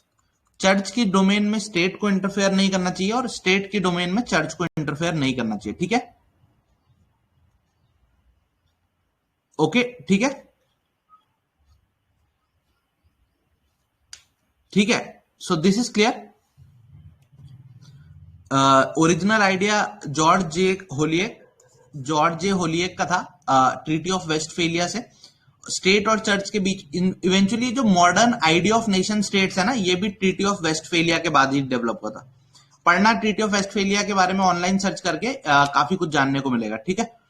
So original idea क्या है? There has to be an iron curtain between the state and the church. दोनों एक दूसरे से independent exist करने चाहिए और एक दूसरे में इंटरफेयर नहीं करना चाहिए.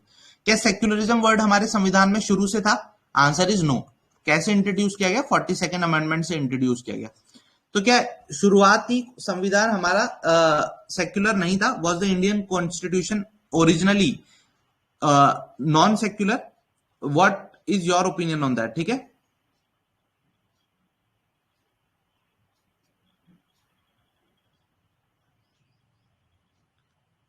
ठीक है? Answer is no. India was from the beginning secular. जब से कॉन्स्टिट्यूशन बना, उस टर्म को क्यों नहीं इंट्रोड्यूस किया गया था? Why the term secular was not used?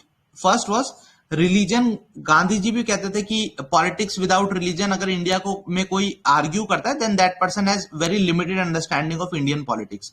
So because of that social value ऐसे था, सोशल मोड्स ऐसे थे इंडिया के, that people were deeply religious in the beginning, so the word was not there.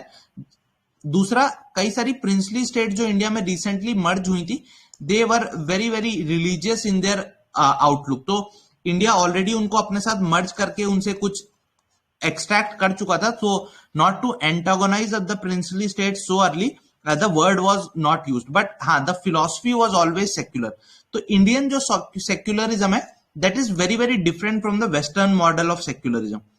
हमारे यहाँ सेक्युलरिज्म का मतलब है पंथ निरपेक्षता, नॉट धर्म निरपेक्षता। And this was the reason why the word secular was not used, because फिर ऐसा होता कि कई बार लोग पंथ और धर्म को मर्ज कर देते और फिर वो बोलते हैं कि भारत की सरकार तो अधर्मी हो चुकी है। We all remember the famous words of Atal Bihari Vajpayee ji when he said, अपने धर्म का पालन करो। सो इंडिया में जो सेक्युलरिज्म है दैट इज नॉट धर्म निरपेक्ष। धर्म इज एसेंशियली ड्यूटी बाउंड। जो इंडियन सेक्युलरिज्म है वो बोलता है कि इंडियन स्टेट किसी भी पंथ का साथ नहीं लेगी, एक पर्टिकुलर पंथ को फेवर या फियर नहीं करेगी। यानी क्या, इंडियन कॉन्स्टिट्यूशन अगर आप देखोगे तो it has equal respect for some aspects of all religion,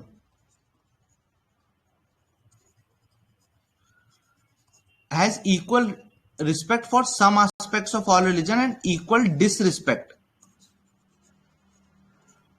for some aspects of religion, all religions। ठीक है, तो इंडियन सेक्युलरिज्म क्या है, इक्वल रिस्पेक्ट रखता है for some aspects of all religions and equal disrespect भी रखता है for some aspects of all religion.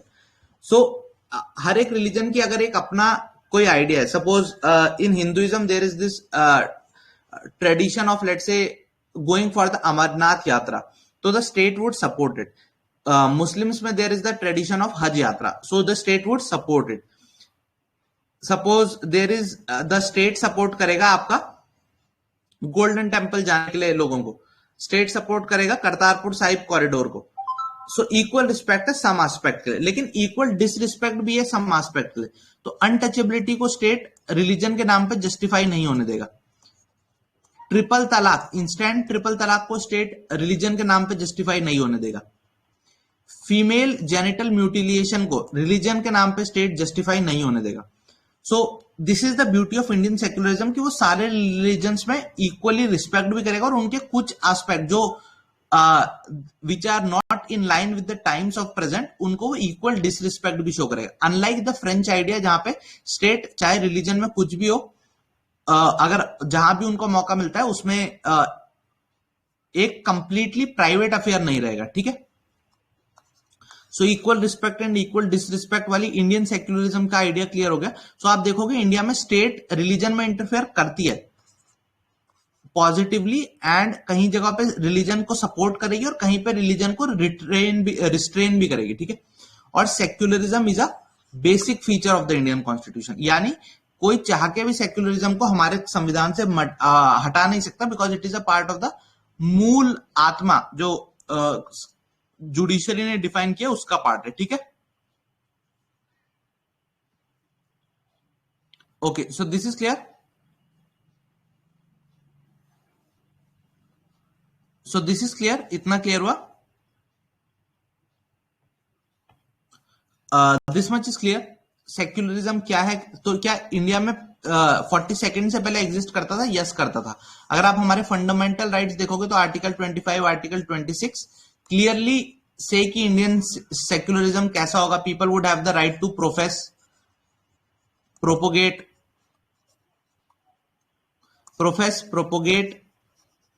There religion. ठीक है, 25 में आप देखोगे there is independence of religious institutions to manage their religious affairs. So fundamental rights में भी सेक्युलरिज्म था। Uniform civil code, article 44 directive principle of state policy बोलता है कि एक यूनिफॉर्म सिविल कोड होना चाहिए। तो एक फ्यूचर की हमेशा एस्पिरेशन थी कि इंडिया में हर कोई एक कॉमन लॉ को फॉलो करेगा, कॉमन पर्सनल लॉज को। सो यूनिफॉर्म सिविल कोड में भी प्रेजेंट था ऑलरेडी आइडिया ऑफ सेक्युलरिज्म। तो कोई बोले कि सेक्युलरिज्म एक इंपोर्टेड आइडिया था जो 42nd अमेंडमेंट से इंट्रोड्यूस किया गया, that is not the best way to put it. Secularism क्या है, इंडियन सेक्युलरिज्म कैसे डिफरेंट है वेस्टर्न सेक्युलरिज्म से, दैट इज क्लियर। पंथ निरपेक्ष है ना कि धर्म निरपेक्ष, ये पॉइंट क्लियर है। अगला वर्ड आ जाता है डेमोक्रेटिक। डेमोक्रेसी हम सभी बचपन से पढ़ते आए हैं। डेमोक्रेसी की डेफिनेशन अब्राहम लिंकन ने एक फेमस डेफिनेशन हम सबको दी थी। यस बिल्कुल, इट अलाउज अथीज्म ऑल्सो। जो आर्टिकल 25 है वो आपको पूरी छूट देता है being to be an atheist. जैसे जो अथीस्ट होते हैं उनकी आप मैरिजेस देखोगे वो हिंदू मैरिज एक्ट या शरिया एक्ट के अंदर नहीं होती, they happen under the special marriages act. So Indian constitution आपको पूरी आजादी देता है टू फॉलो अ रिलीजन और नॉट टू फॉलो एनी। ठीक है, बिल्कुल। Okay Mike, so this is clear. Brahmin, ये आप पॉलिटी के लिए ये जो ओरिजिनल संविधान है मेरे हिसाब से तो यही बेस्ट बुक है, और because this is like the original thing जिससे आप चीजों को समझ सकते हैं। बट हाँ, अगर आप चाहते हो, टाइम कम है तो लूसेंट को देख लो, अगर टाइम है तो लक्ष्मीकांत अगर समझ आ रही है तो उसको भी देख सकते हो, ठीक है। डेमोक्रेसी, तो लिंकन की famous definition, democracy is of the people, bye the people and for the people, ठीक है। बट इसको आपने पन में कई बार सुना होगा, democracy is becoming of the people, मतलब लोग स्विच ऑफ हो चुके हैं, डेमोक्रेसी से हाईजैक हो चुकी है। डेमोक्रेसी में लोगों को खरीद लिया जाता है, बाय द पीपल, लोगों को वोट खरीद लिए जाते हैं, छोटे गिफ्ट देके, फ्रीबीज देके लोगों को खरीद लिया जाता है। Of the people, bye the people and from the people, लोगों से जितना लूट सको डेमोक्रेसी में लूट लो। सो कई बार लोग बोलते हैं कि डेमोक्रेसी अपने आइडियल वर्जन से इस वर्जन पे पहुंच चुकी है, तो क्या ये सही है गलत है, that is again issue of debate and discussion, ठीक है। बट ये जो आपको मैंने ये वर्ड बताया, you can use it in your SSB. तो again again I am emphasising whatever I am saying, it has a meaning, it has to be, you have to understand कि कहां पे किस चीज को इंप्लीमेंट करना है। तो कल को डेमोक्रेसी पे ग्रुप डिस्कशन हो, लेक्चरेट हो, आप बोल सकते हो कंसेप्चुअलाइज तो ऐसे की गई थी लेकिन एक्चुअलाइज ऐसे हो रही है। If you are arguing a case कि कैसे डेमोक्रेसी को इंप्रूव किया जा सकता है, तो to explain how things have moved away from the ideal, ठीक है, कि लिंकन ने ऐसा कंसेप्चुअलाइज किया गया था बट आजकल ये ऐसा हो रहा है। सो ये सब जो चीजें बता रहा हूं, please note them down because you wouldn't find all of this in any of the books, ठीक है। ओके, ठीक है। सो टाइप्स ऑफ डेमोक्रेसी आप सबको पता है, एक होता है डायरेक्ट डेमोक्रेसी, जिसमें कोई रिप्रेजेंटेटिव के थ्रू नहीं होता, people directly take part in governance and directly collective decision making होती है। यूजुअली जहां पे छोटा एरिया होता है, छोटी यूनिट्स होती है, वहां पे डायरेक्ट डेमोक्रेसी पॉसिबल होती है। रेफरेंडम, जहां डायरेक्टली लोग वोट करते हैं, जैसे आपने देखा होगा ब्रिटेन में ब्रेक्जिट पे डायरेक्ट लोगों ने वोट किया और उस वोट के बेसिस पे डिसाइड किया गया that Britain would be exiting out of the EU. Initiative, लोग अपनी तरफ से, जैसे आपने चेंज .org करके देखा होगा, वहां पे लोग पिटीशन चलाते हैं कि एक लॉ सरकार लेके आए, ये करे वो करे, तो वो इनिशिएटिव होता है जब लोग अपनी तरफ से, जो जन लोकपाल मूवमेंट था उसमें लोग अपनी तरफ से एक बिल सजेस्ट कर रहे थे, सो that was initiative. Direct democracy का एग्जांपल रिकॉल, अगर भारत में तो ऐसा नियम नहीं है बट अगर आपको लगता है आपका जो नेता है, नुमाइंदा है, वो बढ़िया काम नहीं कर रहा, तो आप उसको उसके मिड टर्म में रिकॉल कर सकते हैं, दैट इज रिकॉल।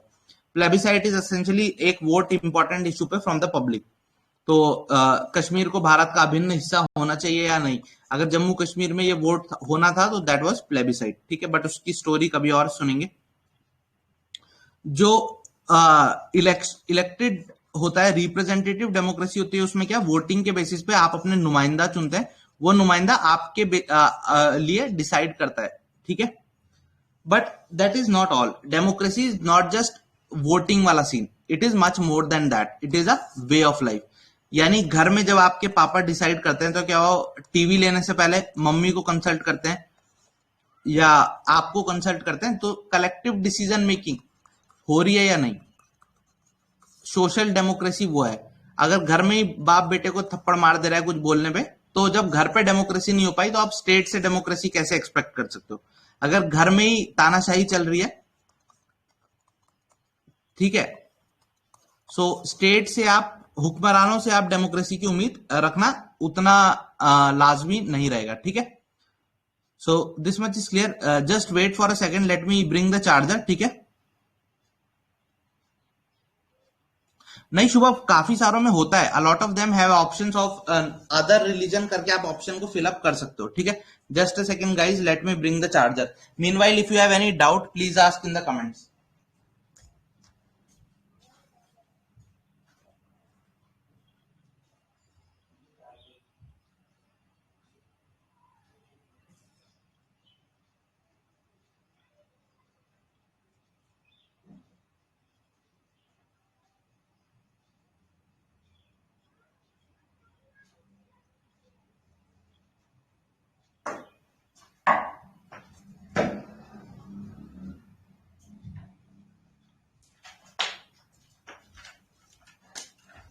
ओके, हाँ शेयर कर दो यार, जिन्होंने अभी तक शेयर नहीं करा, I would urge you to please share the session.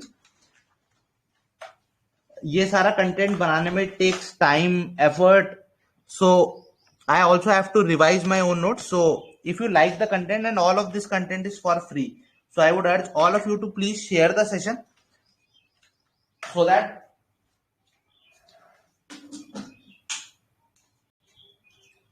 maximum students can join to the session and benefit from these sessions. अरे कोई बात नहीं बेटा, वो कॉपी कर सकते हैं, बराबरी नहीं, ठीक है, कोई नहीं, नाराज नहीं होना है, लेट देम कॉपी, जिसको कॉपी करना है कॉपी करने दो। Imitation is the best form of flattery, आप सबको पता ही है। इमिटेशन जो होता है ना, अगर कोई आपकी नकल कर रहा है, इसका मतलब है कि वो आपको मक्खन लगा रहा है, बिकॉज वो इमिटेशन करने दो कॉपी, कॉपी कर सकते हैं, बराबरी करना मुश्किल है उनके लिए। चलो कॉपी करते हैं तो अच्छी बात है, हमें इससे प्राउड फील होना चाहिए कि हमारा कंटेंट इतना अच्छा है दैट चाह के भी नहीं भुला पा रहे, ठीक है, तो डोंट वरी। ओके, सो आगे बढ़ते हैं। So we are talking of democracy, types of democracy समझ लिए एक बार।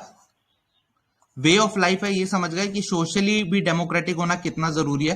पॉलिटिकल डेमोक्रेसी हम समझते हैं, 1 पर्सन 1 वोट 1 वैल्यू, ठीक है, हर एक पर्सन, चाहे वो अंबानी हो चाहे अंबानी का गार्ड हो, सबका एक वैल्यू ही होगी और उनका एक ही वोट होगा। इकोनॉमिक डेमोक्रेसी में इंडिया में उतनी नहीं आ पाई। Economic democracy is essentially resources पे इक्वल एक्सेस होना चाहिए, बट अगेन वो उतना ज्यादा नहीं है। और डॉक्टर अंबेडकर सेड कि जो डेमोक्रेसी है सिर्फ सोशल और पॉलिटिकल लाइफ में नहीं होनी चाहिए, इकोनॉमिक लाइफ में भी होनी चाहिए। There should be a balance between the three. Next word आ जाता है रिपब्लिक। कि रिपब्लिक भारत वाला रिपब्लिक नहीं है। रिपब्लिक एसेंशियली एक ऐसी एक कंट्री को रिपब्लिक डे भी हम मनाते हैं, तो why is it called Republic? Because it would be having an elected head. जैसे आप यूके को देखोगे तो वहां elected head of the state नहीं है, because head of the state वहां क्वीन होती है। तो इंडिया में जो इलेक्टेड हेड है that is the president. Both जो हमारे यहाँ डिजूर हेड है, यानी एक तरीके से ऑफिशियल टाइटल जो है प्रेसिडेंट का, that is the elected head, वो भी इलेक्टेड है। और जो डी फैक्टो हेड होता है इंडियन स्टेट का, that is the prime minister, वो भी एक इलेक्टेड है। सो रिपब्लिक इज एसेंशियली जहां पे जो हेड ऑफ स्टेट होगा वो इलेक्टेड पर्सन होगा, ठीक है। सो इंडिया ने जो मॉडल अडॉप्ट किया था that was the middle path between the UK का मॉडल। यूके के मॉडल में queen was although the head but she was not elected, and also the real power was not with the queen. तो ऐसा UK के लिए बोला जाता है कि अगर यूके के किंग या क्वीन को उनके डेथ सेंटेंस पे भी साइन करने को बोला जाए, they can not refuse it. मतलब यूके का जो एक किंग या क्वीन है, they have to sign on their own death warrant also. They do not have even that much liberty. That was the Westminster model, जिसमें prime minister was the और जो parliament था उसके पास सबसे ज्यादा पावर है। यूएस मॉडल था president के पास ज्यादा पावर वाला। So India adopted the middle path. हमारे यहाँ पे the middle path was adopted, ठीक है। सो रिपब्लिक को अगर आप ओपन वे में ट्रांसलेट करना चाहें तो उसमें चाहे कोई भी पब्लिक ऑफिस हो, any of the public office that would be open to all the individuals. ऐसा नहीं होगा कि कास्ट, रिलीजन, बर्थ, इसके बेसिस पे कोई पब्लिक ऑफिस का एक्स्ट्रा मतलब जैसे आप इंडिया में काफी पॉपुलर हुआ था कि चाय वाला भी प्रधानमंत्री बन सकता है। So essentially this is the idea of Republic, ठीक है। बट हाँ, एक चीज आप और भी यहाँ पे सोच सकते हो। देखो, अगर आप एक रिपब्लिक में से पब हटा दो, आपने देखा होगा कई सारी स्टेट्स में पब बंद करने पे काम चल रहा था कि लड़कियों की पब में एंट्री नहीं होगी या पब्स ही बंद हो जाएंगे, ठीक है। सो अगर आप रिपब्लिक से पब हटा दोगे तो क्या बचेगा? क्या बचेगा? Quickly tell me in the comments, फटाफट करके बताओ, बताओ बताओ फटाफट, क्या बचेगा? बिल्कुल, रेलिक, ठीक है। So what would remain? It would be a relic of the past. Relic यानी एक कोई पाषाण युग की चीज, स्टोन एज की चीज बचेगी, ठीक है। तो इसको आप कैसे यूज कर सकते हो? कई बार आप देखोगे कि फीमेल को ये चीज करनी चाहिए, फीमेल को फोर्सेस में लाना चाहिए, फीमेल्स को ये अलाउ करना चाहिए। ऐसे भी जो जेंडर सेंसिटिव टॉपिक्स होते हैं उनमें आप बोल सकते हो although India is a republic, but if we have those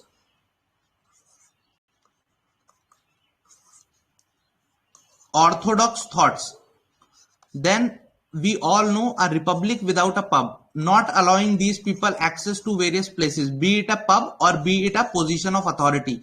If a republic without a pub, after all, is just a relic. ठीक है, तो ऐसे करके again these are all the ways that you can use. ये जो इस तरीके के कैच फ्रेजेस होते हैं ना एसएसबी में, they help a lot on also in your interviews. मतलब माय पर्सनल एक्सपीरियंस वाज कि जब मैं एसएसबी में गया this thing work for me. और अभी जब रिसेंटली यूपीएससी सीएपीएफ का इंटरव्यू था, so I got like decent marks. My interview marks are 103. They are मतलब काफी ठीक स्कोर है. So I got those marks and one of the factors that worked for me was these catchy phrases, these things, because they convey to the person that you have thought through the things. ठीक है, so just make a note of them.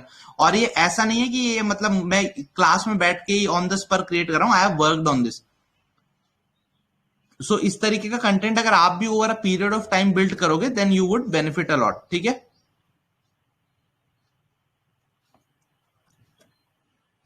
Okay, so this is clear. Next word is justice. Justice, न्याय. तो justice जो word है वो निकला कहां से है? जो this word justice, from where has this arrived? It has word from arrived from the Latin word jus and that is to balance. जो वर्ड जस्टिस है वो जुइस जो लैटिन वर्ड है उससे निकला और उसका मतलब है बैलेंस करना. बैलेंस किस चीज को करना? What do we have to balance? What is to be balanced? बताओ फटाफट. जस्टिस जो वर्ड है, what is to be balance in this? Balance liberty, equality and fraternity. Balance the competing values. तो जस्टिस का मतलब होता है हार्मनी में लेके आना, बैलेंस करना the things that are competing, उनको एक साथ बराबरी पे लेके आना. So that is the idea of justice. ठीक है, जूइस लैटिन वर्ड से आता है. दो आइडिया ऑफ जस्टिस है. इंडियन कॉन्स्टिट्यूशन ने रशियन रिवॉल्यूशन में ये आइडिया निकल के आया था और वहीं से इंडिया के संविधान ने भी इसे अडॉप्ट किया. और हमारा संविधान कैसे जस्टिस की बात करता है? Justice social, economical and political, all 3 dimensions की जस्टिस पे बात करता है. सोशल जस्टिस, सामाजिक न्याय, आपने काफी ज्यादा देखा होगा, एक्टिविस्ट लोग इसके पीछे भागते हैं. दैट इज कि कई बार आप देखोगे दलित को घोड़े के ऊपर नहीं बैठने दिया, उसकी बारात पे पत्थर फेंके लोगों ने बिकॉज वो घोड़े पे बैठा हुआ था और एक अपर कास्ट कम्युनिटी के रोड से जा रहा था. So idea of social justice बोलता है कि इक्वल ट्रीटमेंट होना चाहिए और without prejudicial social distinction. So that is the idea of सामाजिक न्याय. ऐसा नहीं होना चाहिए कि किसी पे अनड्यू प्रिविलेजेस हो, कि सपोज अगर कोई ब्राह्मण है तो उसको जो पनिशमेंट मिलेगा वो लेसर होगा फॉर द सेम क्राइम, और अगर एक कोई दलित है उसको सेम क्राइम के लिए हायर पनिशमेंट मिलेगा. तो ऐसा अनड्यू प्रिविलेजेस नहीं होना चाहिए. ठीक है, किसी पे. सो that is the idea of social justice. Economic inequality, economic justice का मतलब क्या है? जो बहुत ही निंदनीय आर्थिक विषमताएं हैं, बहुत ही बड़ा, there is a huge gap between the haves and have nots. To reduce that gap is economic justice. So social, economic, political justice is one vote, one value. So Article 326 of the Indian Constitution gives universal adult franchise. Every person above the 18 years of age has one vote and that vote has one value. ठीक है? So Article 326 guarantees political justice. अच्छा ये बताओ 61st Constitutional Amendment Act किस चीज से deal करता है? एक और MCQ का question will be asked in the exam. So 61st Constitutional Amendment Act deals with what? ठीक है,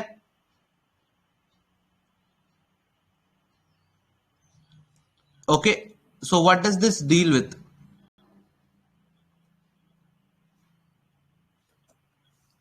Yes, it deals with reducing the voting age. तो voting age आप सभी को पता है, राजीव गांधी जी के टाइम पे 21 years थी, then Rajiv Gandhi reduced this voting age to 18 years. So this was the 61st Constitutional Amendment Act. ठीक है, सो सोशल जस्टिस देख लिया, इकोनॉमिक जस्टिस देख लिया, पॉलिटिकल जस्टिस देख लिया. Finally there is this distributive justice.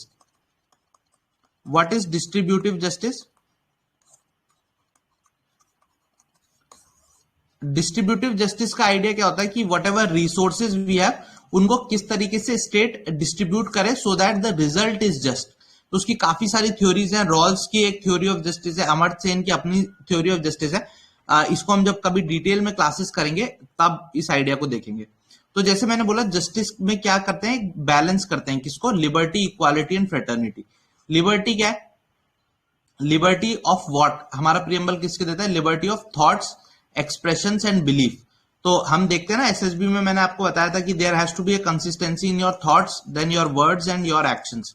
So same चीज इज विथ लिबर्टी, आपको सोचने की भी आजादी होनी चाहिए, जो आप चाहो, आपकी सोच पे कोई पाबंदियां नहीं लगनी चाहिए। You should be allowed to think whatever you want to think, ठीक है।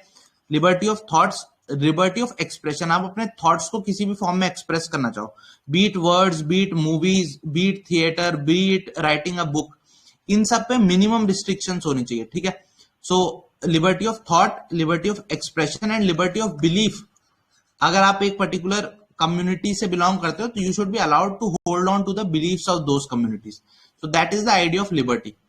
बट इसका मतलब ये नहीं कि ये एकदम completely and absolutely free of restraints है, ऐसा नहीं।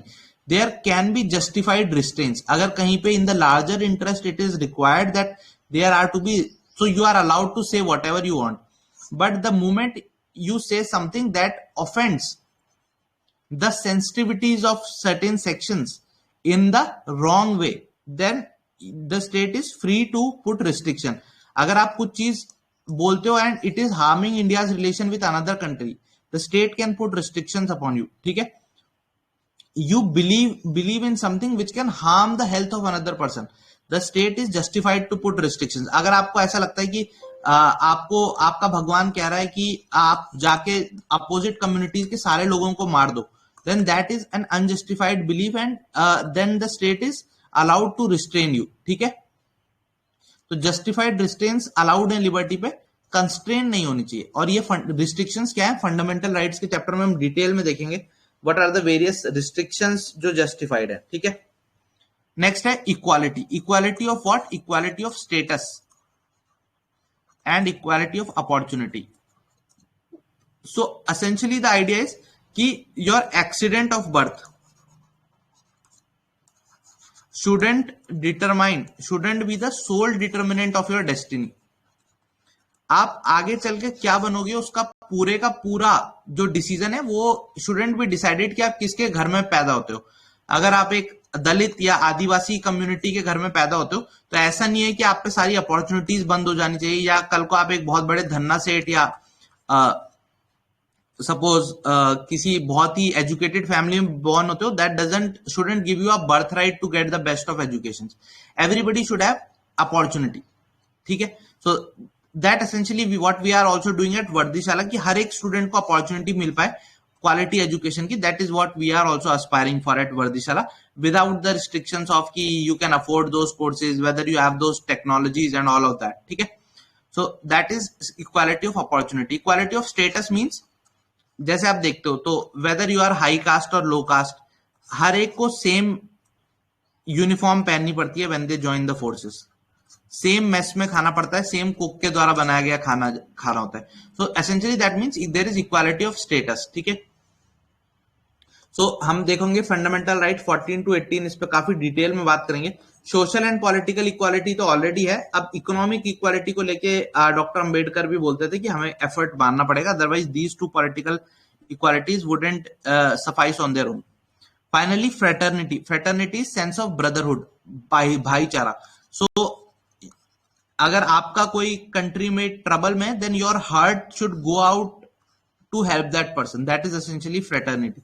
Why was that important? Because India had recently undergone partition, और partition के बाद there was huge doubt in people's mind कि एक डाउट था दूसरे कम्युनिटी के प्रति, इसलिए फ्रेटर्निटी को इंट्रोड्यूस किया गया था, so that people can understand कि वो जो सेंस ऑफ ब्रदरहुड हमने नेशनल मूवमेंट के टाइम पे दिखा था, दैट शुड स्टिल एग्जिस्ट, ठीक है। विवेकानंद जी भी बोलते थे कि हर एक जीव शिव है, तो आपको उसकी उसी तरीके से केयर करनी चाहिए जैसे आप शिव की करते हो, ठीक है। क्लियर है इतना? बिल्कुल ठीक है, इतना क्लियर हुआ? This much is clear to everyone? Any doubt in this please ask. So this was the various words that were present in the constitution. क्या है ये, एक बार क्विकली देख लेते हैं। सोर्स ऑफ कॉन्स्टिट्यूशन बताता है preamble, the source of our constitution power is we the people. क्या आइडियल्स और क्या एस्पिरेशन है हमारे राष्ट्र के लोगों की, कैसा राष्ट्र बनाना चाहते हैं, democratic, sovereign, socialist, secular, equality provide करना चाहते हैं, जस्टिस प्रोवाइड करना चाहते हैं, लिबर्टी प्रोवाइड करना चाहते हैं। जो मेकर्स ऑफ द हमारे संविधान थे उनके दिमाग की क्या सोच थी, उस सोच को रिवील करता है प्रियम्बल। और अगर कहीं भी कोई डिलेमा आ रहा है कॉन्स्टिट्यूशन को इंप्लीमेंट करने में, suppose there is a conflict arising कि यार फंडामेंटल राइट ये बोल रहा है और डीपीएसपी ये बोल रहा है, तो जो लॉ मेकर्स हैं और जो पार्लियामेंट है उसको अपनी डिसीजन लेने में प्रियम्बल मदद करता है कि यार प्रियम्बल का फोकस ज्यादा इस तरफ पे, तो हम इस पर्टिकुलर प्रोविजन को मदद करें। तो डिलेमा रिजॉल्व करने के लिए भी प्रियम्बल का यूज है। और फाइनली अगर मैं आपसे पूछूं क्या ये जो प्रियम्बल है ये संविधान का पार्ट है या नहीं, is it a part of the constitution, तो देखो मैंने आपको क्या बताया था, किताब तो एक ही है, लेकिन पार्ट 1, पार्ट 2, पार्ट 3 ऐसे तो किसी पार्ट में नहीं आ रहा। तो जो बेरूबारी केस था, Berubari was a case of supreme court, जिसमें ये बोला गया कि ये जो हमारा प्रियम्बल है it is not a part of the constitution. क्यों? क्योंकि उन्होंने बोला पार्ट 1 में भी नहीं है, पार्ट 22 में तक किसी भी पार्ट में नहीं आया हुआ है, तो इसको हम पार्ट कैसे मान सकते हैं। और जब ये पार्ट नहीं है कॉन्स्टिट्यूशन का तो ये अमेंड भी नहीं हो सकता। अब जब पार्ट ही नहीं है, क्योंकि हम देखेंगे, अच्छा ये मुझे बताओ amendment of the Indian constitution कौन सा आर्टिकल के अंदर होता है? आर्टिकल 368 ऑफ आवर कॉन्स्टिट्यूशन किससे डील करता है? अगर आपको भारत के संविधान को अमेंड करना है तो it is done under which article? Quickly tell me. So ये जो आर्टिकल 368 है ना आपका, it was limited to amending the parts of the constitution. तो उन्होंने बोला जब ये पार्ट ऑफ कॉन्स्टिट्यूशन ही नहीं माना हमने, बिकॉज किसी पार्ट के अंदर नहीं आ रहा, तो इसको अमेंड भी नहीं कर सकते। तो बेरूबारी में ये बोल देगा कि इसको अमेंड भी नहीं कर सकते and it is not a part of the constitution. But eventually Kesavananda Bharati case हुआ, very very important case, historic case. इसमें एक बेसिक डॉक्ट्रीन की थ्योरी निकल के आई, बेसिक स्ट्रक्चर डॉक्ट्रीन बोलते हैं जिसको। बेसिक स्ट्रक्चर का मतलब संविधान की मूल जो आत्मा है, पार्लियामेंट भी चाह के उस संविधान की मूल आत्मा को चेंज नहीं कर सकता। इसने ये बोला कि हाँ आप संविधान को अमेंड कर सकते हो, बट अमेंडमेंट का मतलब ये नहीं होना चाहिए कि आप आइडेंटिटी ही बदल दो उसकी, जो उसका मूल स्वभाव है उस मूल स्वभाव को ही मत बदल दो। तो ये मूल स्वभाव क्या है, क्या ये डिफाइंड है? Answer is no. Supreme court इसको इंटरप्रेट करके वेरियस चीजें इसके अंदर डालता रहता है।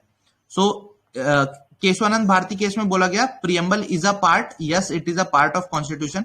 क्या प्रियम्बल अमेंड हो सकता है? Yes it can be amended, but the basic structure of the constitution can not be amended. Basic structure का अगर कोई एस्पेक्ट है प्रियम्बल में तो उसको आप हटा नहीं सकते। ठीक है, सो ये हो गए ये दो केसेस, अमेंडेबिलिटी की बात कर ली। अब एक और छोटा सा टॉपिक है कि हमारा संविधान, आप सबको पता है इंडियन कॉन्स्टिट्यूशन कंप्लीटली इंडियन नहीं बोल सकते, बिकॉज उसके जो काफी सारे एस्पेक्ट्स हैं वो हमने इंस्पायर होके बोरो करे हैं वर्ल्ड के कॉन्स्टिट्यूशन से और उन्हें हार्मोनाइज करके अपने कॉन्स्टिट्यूशन में डाला है। So what are the major sources, ये आपको बस स्लाइड है, आपको इससे जो भी चीज लिखी है उसको कॉपी करके याद कर लेना है। ठीक है, जैसे आयरिश में कुछ इंपॉर्टेंट यहाँ पे हाईलाइट कर रहा हूँ। आयरिश कॉन्स्टिट्यूशन में क्या, जो डीपीएसपीज हैं पार्ट 4 ऑफ द कॉन्स्टिट्यूशन वो यहां से कॉपी किया है। राज्यसभा के मेंबर्स का नॉमिनेशन आयरिश कॉन्स्टिट्यूशन से कॉपी किया है। और प्रेसिडेंट का जो इलेक्शन का स्पेसिफिक तरीका है, दैट इज एमपीज अलग वोट करेंगे, एमएलए वोट करेंगे, वो आयरिश कॉन्स्टिट्यूशन से लिया। ब्रिटेन से तो जितने भी पार्लियामेंट्री प्रोसीजर्स हैं, रूल ऑफ लॉ है, सिंगल सिटीजनशिप है, कैबिनेट है, रिट्स का जो आइडिया है वो ब्रिटिश कॉन्स्टिट्यूशन से लिया है। यूएस से हमने क्या लिया है, जो फंडामेंटल राइट्स है हमारे, प्रेसिडेंट को कैसे रिमूव किया जाए उसका प्रोसीजर, सुप्रीम कोर्ट के जजेस को कैसे रिमूव किया जाए, हाई कोर्ट के जजेस को कैसे किया जाए उसका प्रोसीजर, जुडिशियल रिव्यू, जुडिशरी की पावर सुप्रीम कोर्ट से इंस्पायर हुई है। वाइस प्रेसिडेंट जो कमला हैरिस है, उनकी कमला हैरिस की पोस्ट पे इंडिया ने वाइस प्रेसिडेंट की अपनी पोस्ट बनाई है, जो वेंकैया नायडू जी जिस पे आज विराजमान है। Government of India act 1935, this is called as the skeleton of Indian constitution. Skeleton of Indian constitution बोलते हैं बिकॉज जो एडमिनिस्ट्रेटिव पार्ट है संविधान का वो 1935 वाले से लिया गया। तो जैसे पब्लिक सर्विस कमीशन है, गवर्नर का ऑफिस है, all this things have been taken from 1935 का एक्ट। कनाडा के कॉन्स्टिट्यूशन से हमने फेडरलिज्म लिया है, ऐसा फेडरलिज्म जो सेंटर की तरफ को ज्यादा झुका होता है, जो रेसिडोरी पावर्स है, यानी जो स्टेट लिस्ट और यूनियन लिस्ट दोनों में नहीं है, वो रेसिडोरी पावर्स यूनियन गवर्नमेंट के पास वेस्ट करेंगी। ये कैनेडियन कॉन्स्टिट्यूशन से लिया है। Advisory jurisdiction of supreme court की अगर किसी इशू पे प्रेसिडेंट को सुप्रीम कोर्ट के ओपिनियन चाहिए तो वो उसको सीक कर सकते हैं, वो उससे लिया है। कॉन्करेंट हाउस, कॉन्करेंट लिस्ट, यानी कोई ऐसे मुद्दे जिन पे सेंटर और स्टेट दोनों नियम बना सकते हैं, वो ऑस्ट्रेलियन कॉन्स्टिट्यूशन से लिया है।